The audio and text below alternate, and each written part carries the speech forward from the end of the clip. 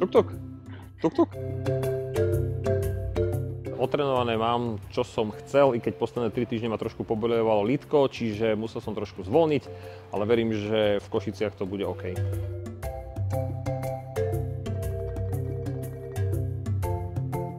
Najhoršia bola báseň, lebo spraviť báseň to nie je úplne že ľahké, ale teda moja mama mi pomohla v tom a potom to natočiť, tak to bola veľká sranda, ale nakoniec sa to podarilo. No, už sa pripravuješ na zostrih? Tak ešte je strašne veľa peňazí, vyše 2000 eur, tak som ešte taký kľudný, čiže myslím si, že to bude v pohode, ale som pripravený aj na to.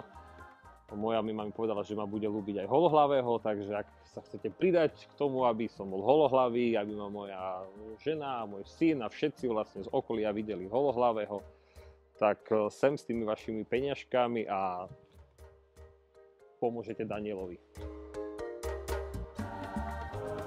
Cítim sa fajn, ale je tam taká mierna nervozita, lebo maratón je maratón a je to 42 km, čiže tam sa môže pokaziť aj vylepšiť kedykoľvek hocičo. Ak vám dáva zmysel podporiť takúto vec, kúpu tuk-tuku pre Daniela a vôbec jeho komunitu, v ktorej žije, tak ďakujem za každé 1 euro, ktoré ešte dáte. Tuk-tuk.